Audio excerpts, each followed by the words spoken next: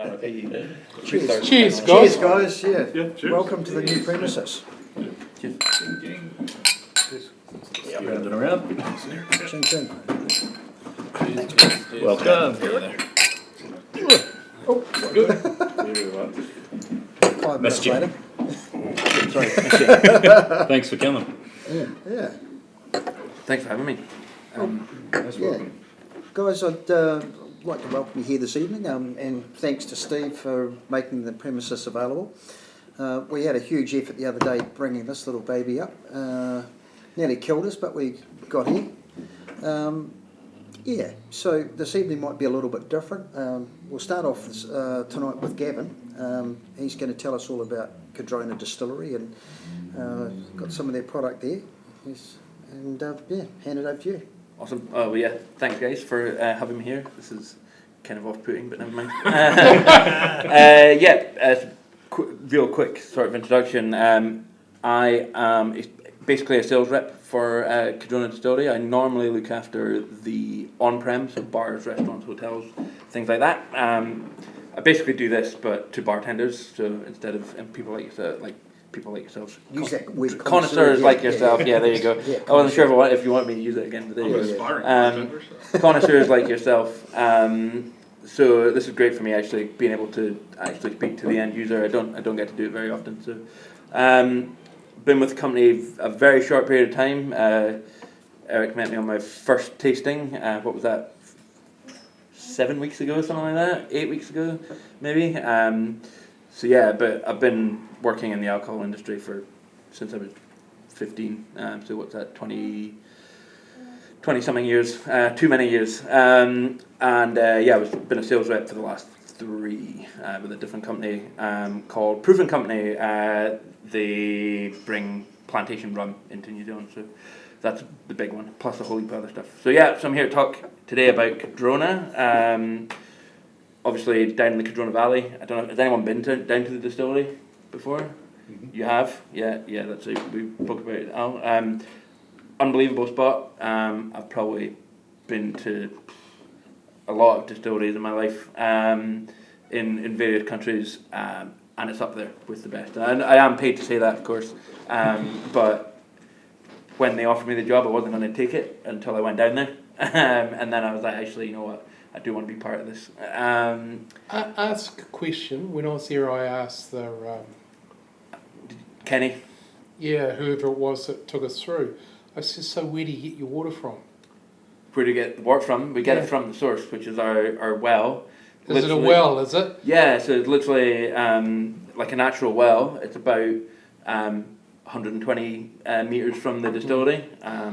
All the water goes through into the distillery, and it all goes back into the environment in some way. I don't think we're quite water neutral, but we're close. When we clean the stills out, we need to use caustic, so that gets packaged up, taken away, and disposed of as like sort of economically as possible. But everything else is used to flush out the like the Wanaka Council use it to flush out the irrigation systems, the sewage systems, the water that you wash your hands with in toilets. It all comes from the source. So yeah, like literally, if you walk out of the distillery, turn your back on the car. Paddock, yeah. So you got Proven Grounds. Yeah.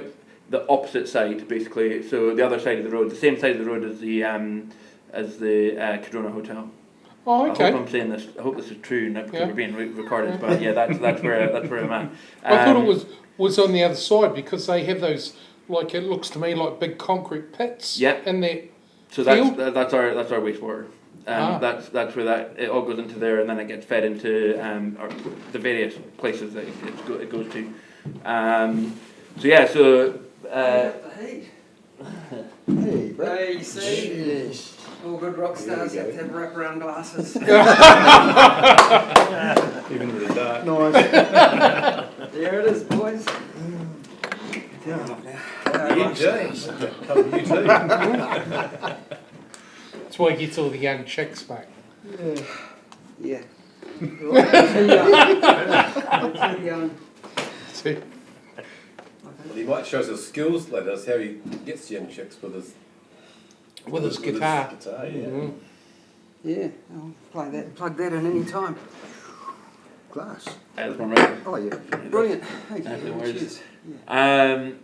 So yeah, sorry, welcome. My name's Gav from the Cardrona Distillery. So Sugar. Oh, you're here? I'm here. This is your office or space? No. I'm here tonight just to take you through some whiskey. Oh, okay. I believe great. that's what we're doing here. Here we are. Whiskey. From It's the all right, Cardrona. just From the keep going, Cardrona keep going. Distillery. May I? It's nice, You isn't it? may. Nice stuff. Yeah.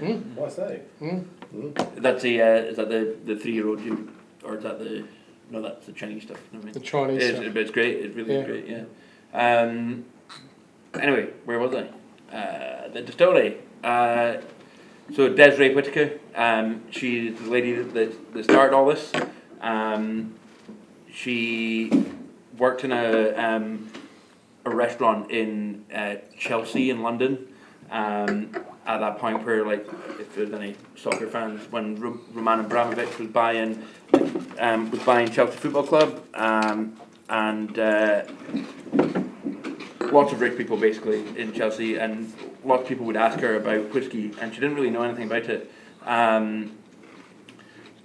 other than asking, guys like yourself who came in the bar and ordered whiskey. Okay, can you tell me what you know about this whiskey, what you like about it? Trying to absorb as much information as she possibly could. Came to her 21st birthday. They're dirty, but Came to her 21st birthday, and her mum and dad came over to London, and they were like, okay, what can we get you for your birthday? She's like, I would love a tour of Scotland and the whiskey distilleries. And the parents were like, absolutely. So her mum organised it, her teetotal mum organised it, and she would be her sober driver, take her around. And she organised 4 days, 3 tours a day in a row. So 21 years old, she's having to like smash all this whiskey. She came out of it with like a lifelong love, and obviously a huge amount of knowledge. She then came back to New Zealand. Her dad owned a dairy farm, and she started working there. Basically, she revolutionised how he was running it. Then she bought her own one. She would be in Fonterra, were basically like parading her around the world, showing her off as the next big thing in farming, especially in New Zealand. And then she kind of got one day, was like, you know what, this isn't necessarily what I'm up for anymore. I kind of want to make perfume. A bit of a strange career choice, but there you go. So as she set about learning about that, she's like, this is basically just making whiskey, but it smells different, so and tastes rubbish. Maybe I could make whiskey. So she decided that was it, and I don't know, was she at the distillery when you were there? Did you meet her? You would probably remember if you did. No, we just called him really quick. Okay. My partner and I were sort of cruising through. Okay, cool. So, She's again, I'm very aware that this is being recorded, but she's awesome. Like she's like such a fascinating lady. it's all right, we'll put in a good word for Yeah, you. thanks. Right. No, she's genuinely, she's Where is he? she's genuinely like an incredible lady. She got so much knowledge, but is completely generous with it. But she's not. I've met some distillery owners that like to sort of believe their own press and shout about it. She's very much not like that. So anyway, so she That's Kiwi way. That's exactly it. That's exactly it. Long story short, she then set about tailing some of the best distillers in the world, in America in particular, who kind of took her under their wing, and then she came back to New Zealand, sold up her farm, and decided that she was going to open a distillery. She decided where she wanted to do it. She wanted to do it in that sort of Wanaka, Queenstown, that sort of general vicinity. Why was that? My understanding of it, and the way that I tell it, is basically because it's that part of the world is the most like Scotland that you're going to get like outside of Scotland. She loves whiskey from all over the world. Our whiskey museum's got everything in it, but Scotch is very much what she's into. We follow the Scotch model as we're making our whiskey. So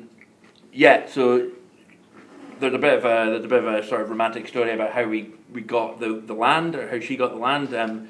After being turned away, you know, she wasn't an old lady. She was still quite young. And she was going around asking farmers basically for like a huge chunk of land, and she was struggling to find anything. So she was sitting in the Cardrona pub, basically at her wit's end. She was having a bowl of soup and a cappuccino, as they say, and this old man sat down in front of her and was like, "You're this Desiree Whitaker that I've been hearing about." Which is like, "Yes." It's like, "Okay, I'm the man you need to talk to." And she was like, "Okay, who are you?" He was like, "Don't worry about that, but just come on, tell me your story." And she did. He was like, "Have you got a business card?" She was like, "Well, I don't. I've got the proofs of a business card." So she literally went and borrowed a pair of scissors, cut one out, and he was like, "Okay, no, forget this. Like, I'll give you my card. My name is John Lee." So he owns pretty much everything down there. He opened the Cardrona ski fields. He pretty much owns all the land. The proving ground is all his. He's like, "How much land do you need?" And she was like, "Well, about this much." And he's like, "Okay, done." "What?" "Done." It's like, "How about that one over there? That paddock over there?" "Well, actually, that's the one that I would really, really like." Like, "Sweet, yours." She's like, "Well, how much?" She's like, "Oh, let's not worry about that just now. Let's just do it. Here's my card. Contact my people, and we'll figure it out." Right enough did. So we owe a huge great debt of gratitude to him. If it wasn't for him believing in her, we wouldn't be there basically. So yeah. So 5.5 years ago now, we turned stills on. Very, very exciting. Two large copper pot stills, 20,000 litres and 18,000 litres. Roaring Meg and Gentle Alice is what they're called, and they pump out whiskey every 3 days. We're not continuous at the moment. We have the capacity to do it. The distillery is state of the art. We can almost distill without there being anyone on site. Everything can be done remotely by computers, but we don't, obviously. I don't think anyone will ever do it like that. Well, they might, but we definitely won't. We're just basically future-proofing ourselves, because we are intending. We set out with the simple goal of becoming the best distillery in the world. Not the best whiskey distillery in the world, not the best gin distillery in the world, not the best vodka distillery in the world, just the best distillery in the world. I think we can do it. I believe in them. I have nothing to do with the distillery, so I will not be sharing in any of their glory, but I think the girls are amazing. Our distilling team is all female. Again, I believe that wasn't necessarily by design. It's just the best distillers available just happen to be female. They're all as mad as hatters, but they're all like super awesome and super intelligent. They're nuts. Some of them are like just insane. But They're females. yeah, well, yeah, there you go. So we released. We've been barrel aging everything in bourbon, sherry, and then a little bit of wine here and there, but the wine isn't necessarily the direction that we're going to go in. We get our bourbon casks from quite a few places, but Heaven Hill would be the main one that people have heard of, and a couple of smaller ones in places like Colorado and things like that. And then the sherry casks are Pedro Bias from Spain. So, like I said earlier, we follow the Scotch model. If you're going to compare it to Scotch whisky, kind of Highlands, kind of Speyside, so yeah, bourbon and sherry casks obviously quite prevalent in that area, which is probably why I like it so much, because that's where I'm from.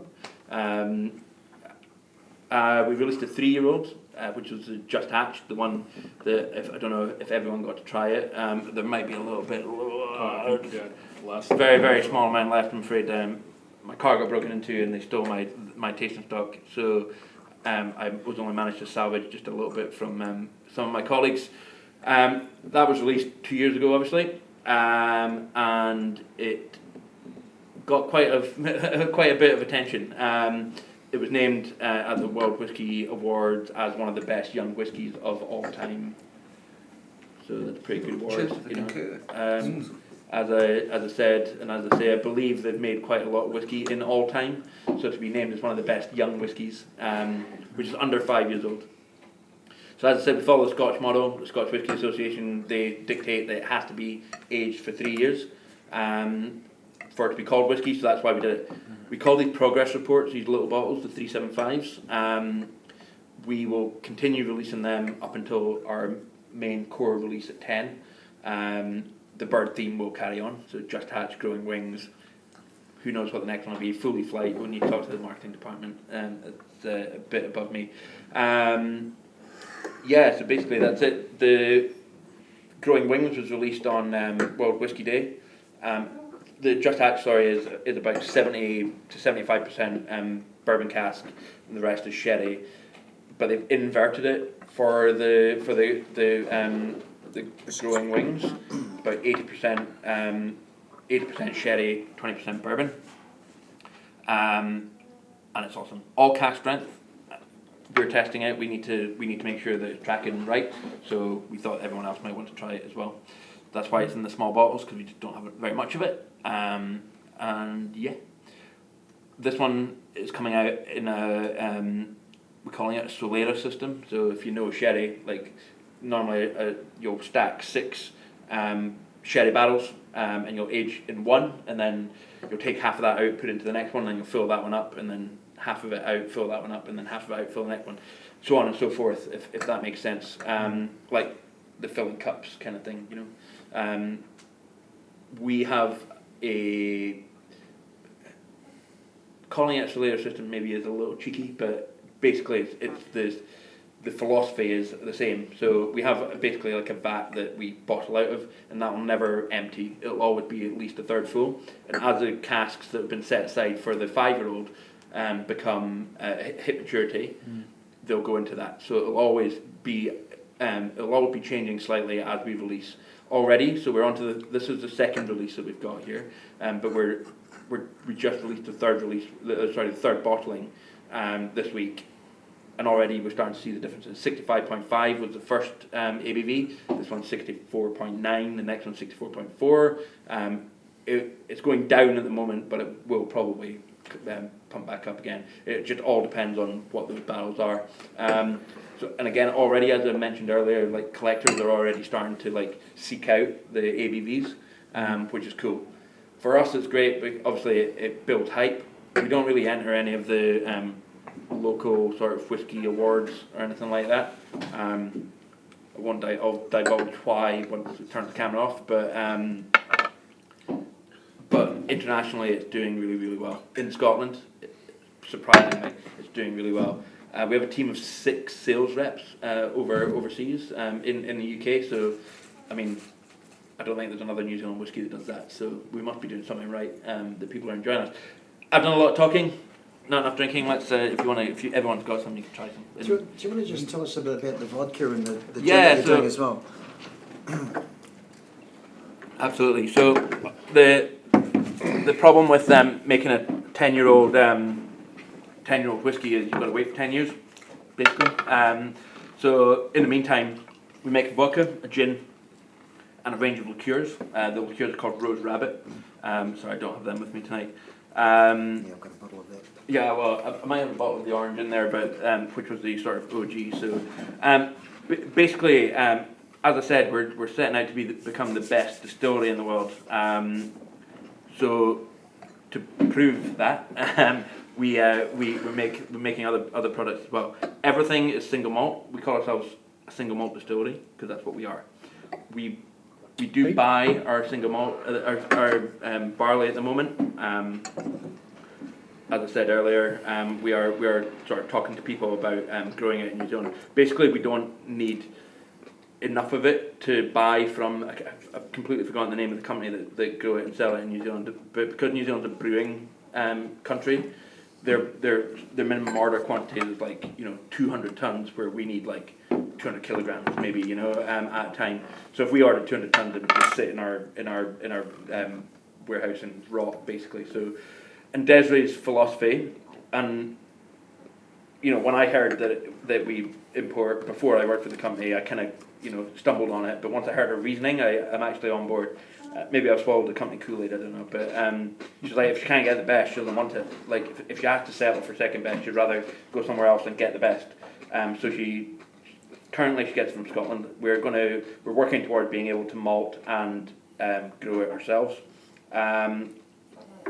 It comes into the distillery, and it's treated, fermented, all in the same. So all of our spirits start life the same. Yeah. Once it goes into the still house is when it splits off into the two and goes into our column stills to become the white spirits, or the copper pot stills to become the whiskey. So I mentioned Roaring Meg and Gentle Alice, Gentle Alice. Gentle Annie. There are two big. If you've ever seen a picture of the distillery, we put them front and centre. They're what they're all about. Made in Rothes in Scotland, Forsyth of Rothes, which is like the Rolls Royce of distilling, of still makers. Beautiful piece of copper, unbelievable. Then we have Jacob and Cowell, which is a Jacob Cowell column still, continuous still, and they do the grunt work. They're the ones that are just pumping out the white spirit. Comes out, it all goes in, the barley goes in, and it comes out at about 95 to 97% ABV. You asked me earlier, like, is it triple distilled, so on and so forth, which all those marketing dudes like with your Smirnoffs and everything else. I can't tell you. We don't it's not as quite as simple as that because it's in that continuous still. It's always moving basically, and then once it hits the 95%, we take it out. The vodka, I think, as a gnarly old bartender, I shouldn't be saying this, and if any of my friends heard me say this, I'd get mocked relentlessly.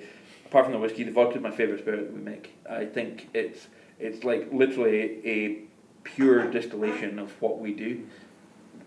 There's nothing in that bottle apart from the barley that we make our whiskey from and the water that we make our whiskey from. So like, while we're rating, this is like what we are, what we do, and it tastes like nothing you've ever tasted before as well. So as it's fermenting, the barley releases a chemical called isoamyl acetate, which basically is banana flavour. Perkinanas, those little foam bananas that you get in the dairy, like they're all flavoured with that same chemical compound. They get it from the flavour factory, and it's done chemically, like artificially. It's natural for us. You find it a lot in wine, but they pull it out of wine because it's not as desirable. Also quite prevalent in Jack Daniels. Like, I don't know what you guys feel about Jack Daniels, but if you take Jack Daniels, there's got that like sort of banana element to it. But I guess outside of our vodka, the most prevalent you'll get it is in Jamaican rum. The Dunder Pit, which they use as fermentation, they use natural fermentation for Jamaican rum. Just this huge sort of semi-submerged, open-topped vat. And they put the molasses in there and they use natural fermentation so it starts bubbling away, and like birds will fly over and die and land in it and all that sort of stuff. It all adds to the flavour. But when you taste, there's a rum in particular called Wray and Nephew. It's the biggest selling rum in Jamaica. They sell something crazy it's something like 3 million bottles a year. And there's only 1 million people in Jamaica. It's insane. What was it called? Ray and Nephew. Ray and Nephew. Yeah, so they're also famous. J Ray and Nephew is the name of the company, and they make a little rum. Some of you might have heard of it called Karuba. Yeah, they make that. Yeah. They make the base for it. They make a base for it, yeah, and then it gets shipped over here. And then Karuba's actually a New Zealand it absolutely is. invention. Yeah, 100% is. Well, But you'll see on top above yes. Karuba it says J Ray and Nephew. Yeah. It's still on there. Take it. But anyway, yeah. So Jamaican rum is quite prevalent in there. So I don't know if some of you guys have tried it already, but feel free to have a taste. It's great. And as an ex-bartender, this one. As an ex-bartender, and somebody who's employed to sort of educate and to help bartenders use our products, it's brilliant because it's a vodka that adds something to a cocktail or to a drink instead of just adding alcohol percentage. It's actually adding a flavour. So I love it. I think it's great. Like, I really, really do. I love perky nanas. Yeah. So Yeah. when I went down to the distillery for my training, I was my goal was to take a little cocktail down with me, but I kind of messed it up, which was based on a perky nana basically, and using the banoffee pie milk from Lewis Road as well as a sort of clarifying agent. But I made it too sweet. I was hurrying and I made it too sweet, so I didn't take it down. So anyway, so that same spirit then goes into our fifth still, who's called Pretty Betty. She's basically I don't want to call her homemade, but she's basically a homemade still. But she's a vapor still.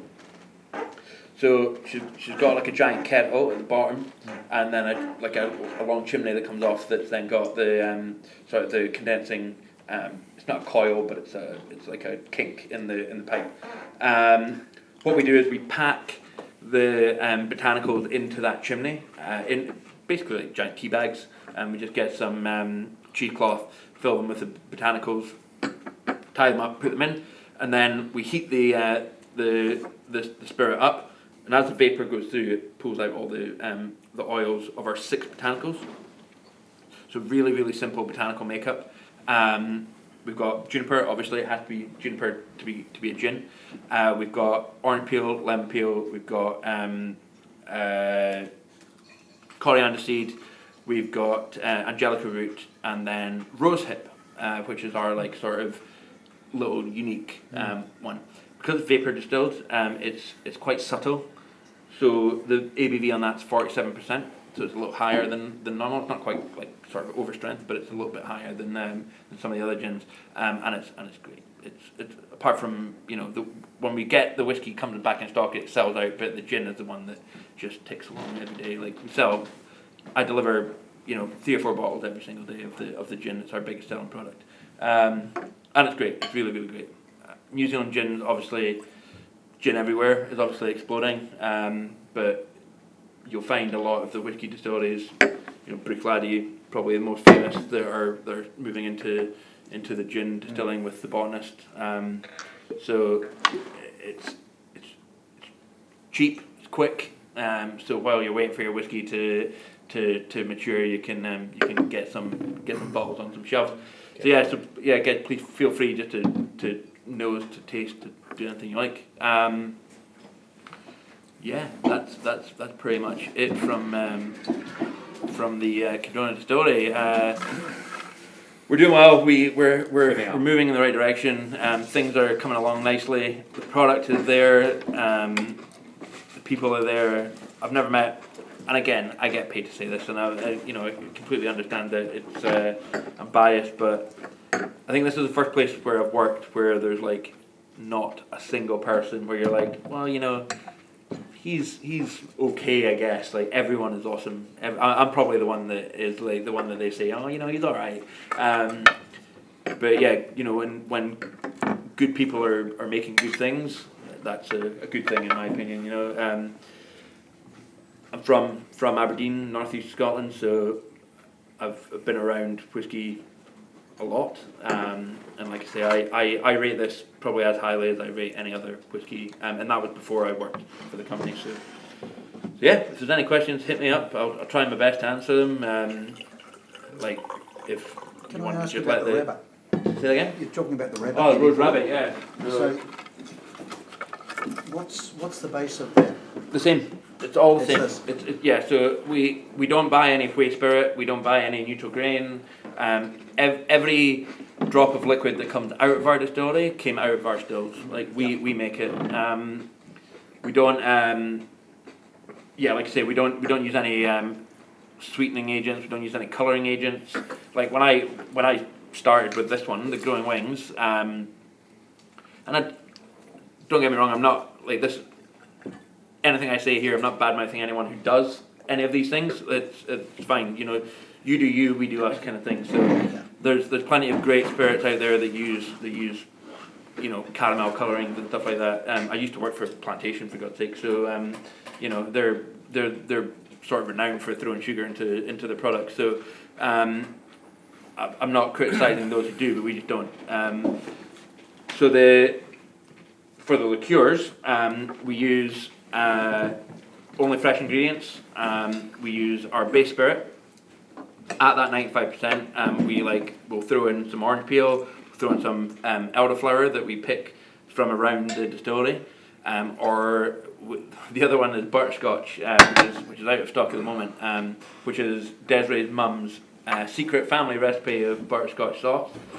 No one is allowed to know what's in it, and they bring it. I thought this was marketing when I first started. I was like, okay, come on. And they're like, no, like literally, she brings it in, and then they turn it into the liqueur. She makes it at home, and brings it in, so none of us know how she makes it. So yeah, butterscotch, orange, and elderflower.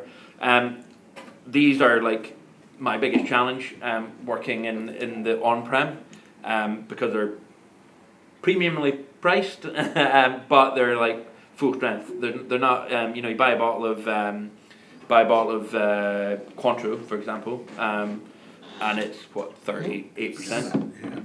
This one's 47.8. 47.8. So It's always been that, though, Contra. Sorry? It's always been that. Of course, it has. Yeah, Yeah, it's absolutely. just the way- So, yeah. it's just the way it is. Like, and again, But a lot of the spirit companies, because I know this, because I used to import spirits years and years ago, it's a lot of ABVs on your local market are based on basically government 100%. laws, and like if it's below 38% or Yep. to 38, you pay a certain amounts of 30 I excise. think it's 38.7 Well, this now. I was believe it is. 30 years ago when I was Yeah. on it, and then it it just jumps up once Yeah, you go. 100%, Because the most 100%. import stuff was 42, and it was like Yeah. the excise just.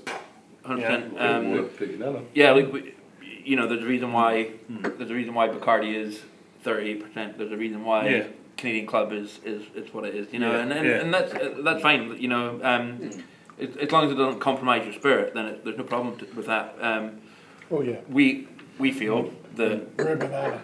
that's where our products are to sit at its best. So it's all or nothing for us. We don't like Right. to compromise, and we feel that if it's not there, it's compromised. Yeah. So.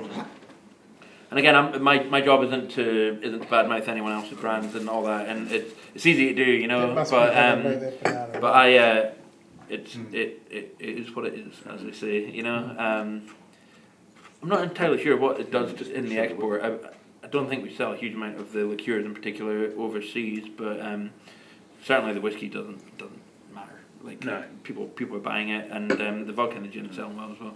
Even at 44%, the vodka, the excise on that is like significantly different to if Yeah. it was 40%. So, but again, that's just where it's at its best. So that's where we have it. The beauty of being able of being a family owned. We're owned by 4 different families, but the lady who owns it is the master distiller, is our head distiller. So she's like. It's the one that makes the decisions. We have a board, and that's great. But so there are decisions that are made that she maybe doesn't agree with. But when it comes to the product, like we're like, she's got us here. So we trust her and we believe in her. Like I say, yeah, it's an awesome story. If you're ever down there, I might have some flyers or something in there if you guys want to have a look later. But if you're ever down there, I can't recommend it enough. Again, paid to say this, but it's such a good distillery, such a good tour. Everyone there is like really entertaining. Somebody who'd been there for 2 weeks and somebody who'd been there since the beginning. They're all just really entertaining, really knowledgeable. You've got like 23-year-old people there who know more about whiskey than I've ever known, and it's just really exciting, and it's always a good sign when there's lots of people who have been there from the beginning, so no one's left, so that's always a good sign. They must be doing something right. So, but yeah, anyway, I think I've So fanned the flame. you said you'd come back to this one. We turn the camera off. Turn the camera off. No. Why don't you enter any of the local whiskey judging competitions? We I can carry on. This is what Desiree told me. We're not 100% convinced that the New Zealand palate is suited to cask strength. Fair enough. I have some of my closest friends are on the New Zealand Spirits Awards judging panel, so I won't hear a bad word against them, but Thompson's local folk smoke won a bronze. Like, it's nonsense. It's nonsense. Like, so, you know, they've chosen not to, basically. Not in protest, not in any other reason other than it's like, you know, it will cause a little bit of hassle. There'll be stories, there'll be chats, you know, and we don't really want it. So we will one day probably, and that's not a problem. But just at this moment in time, choosing to focus on overseas, because we also don't have a huge amount of spirit either, like liquid at the moment. But New Zealand's not a market anyway. No. It's a drop in the ocean. Compared to internationally, like, you know, I imagine. Again, I don't know. This is me speculating, so I don't know if any of this is true. But I imagine the UK market would be quite small. I think we're good at covering the whole country, which is why there's so many people over there. But I don't believe that it's like a huge market. But obviously, that's where whiskey comes from. So, but yeah, I mean, New Zealand is our home market, so we'll always focus on that. I think the next one's going to be America, and then we'll see what happens there. But again, we need to make sure that we've got enough liquid, because we don't want to let down New Zealand, and we don't want to let down the UK, and then we don't want to let down ourselves as well. You know, so having worked for a company previously that was rife with out of stocks, there's nothing worse. And if you're making it and it's out of stock, that's even worse. You know, so but yeah, but that's why, and that again, like I say, you know, one of my best friends in the world is on that panel, and. So in no way am I criticising him, and I know that his palate, he's probably got one of the best palates I've ever come across. But it's just something doesn't quite add up. So we've chosen to not, just for now, just to not do it. So, but we're winning golds, you know, and Thompson's winning golds overseas and winning bronzes locally, and you know. Gav, I'd like to stop you there, and I'd like to thank you very much for coming along. Pleasure, absolute pleasure. You've got 10 minutes to enjoy a drink with us. Yeah, 100%. As just a normal person. Yeah. So Awesome. Yeah. Look, it's been. I ain't a Glenlivet. I'm gonna. 7. You've got 7. Oh, sorry about that. You've got 7 minutes. Just Jesus Christ! just I better get going. Have a drink with us. Thank you. And No, thanks. It's you're great. most welcome. No. To come along any time. Like I say, we do second Thursday of every month. Yeah. Usually.